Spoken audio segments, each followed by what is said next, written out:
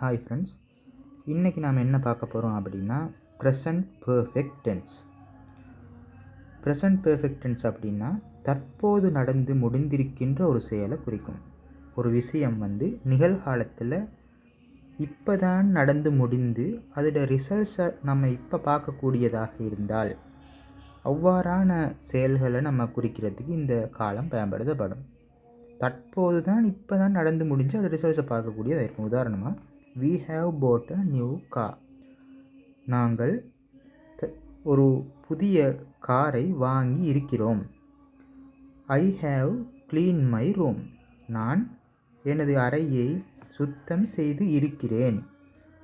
இந்த காலத்தில் இருக்கிறேன் அப்படின்ற ஒரு சொல் மறைமுகமாக ஒளிஞ்சிருக்கும். She has lost her passport. அவளுடைய பாஸ்போர்ட்டை துளைத்து இருக்கிறாள். இப்போ அவகிட்ட பாஸ்போர்ட் இல்லை, அவள் தொலைத்திருக்கிறாள். இப்போ ரிசல்ட்ஸை பார்க்கக்கூடியதாக இருக்கும். ஐ ஹேவ் க்ளீன் மை ரூம்டா இப்போ நான் சுத்தம் செய்திருக்கிறேன். இப்போ ரூமை பார்த்தீங்கன்னு சொன்னால் ரூம் க்ளீனாக இருக்குது. இப்போ எனக்கு சொல்லலாம், I have clean my room. நான் இப்போ எனது அறையை துப்புரவு செய்து இருக்கிறேன். அப்போ இந்த உதாரணங்களை பார்த்தீங்கன்னு சொன்னால் இந்த வியோட வர சொல் ஹேவ், அதோட வேர்ப் 3 வருகிறது. சியோட வருகின்ற சொல் ஹேஸ், அதோட வேர்ப் 3 வருகிறது. அப்போ பன்மை எழுவாயாக இருந்தால் ஹேவ், ஒருமை எழுவாயாக இருந்தால் ஹேஸ் என்ற சொல்லோட வேர்ப் 3 பயன்படுத்துவோம்.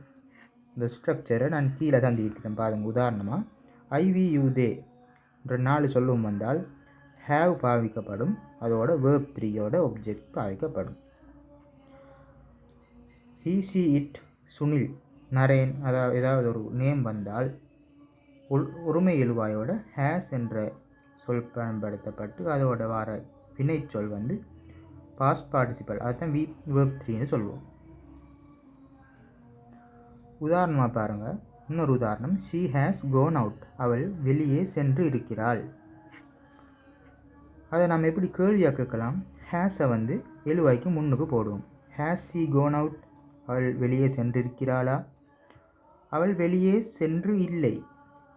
அதை எப்படி சொல்லலாம்? ஷீ ஹேசன்ட் கோன் அவுட், அவள் வெளியே சென்று இல்லை. ஹேசன்ட் ஷீ கோன் அவுட், அவள் வெளியே சென்று இல்லையா? அதை ஒருமை எழுவாயோட வர ஒரு வாக்கியத்தை எப்படி நம்ம கேள்வியாக மாத்திர நெகட்டிவாக மாத்திரன்னு பார்த்தோம். இப்போ பன்மை எழுவாயோட வர வாக்கியத்தை நம்ம எப்படி கேள்வியாக மாத்திரன்னா பாருங்கள், they have gone to bed. அவர்கள் பெட்டுக்கு சென்று இருக்கிறார்கள். இப்போ அவங்கள பார்த்தீங்கன்னு சொன்னால் பெட்டில் இருப்பாங்க. அப்போ they have gone to bed. அதை எப்படி கேள்வியாக கேட்கலாம்? Have they gone to bed, அவர்கள் பெட்டுக்கு சென்று இருக்கிறார்களா? அதை எப்படி நெகட்டிவாக மாற்றலாம்னா ஹேவோட நொட் வரும். They haven't gone to bed. அதை எப்படி கேள்வியாக கேட்கலாம்?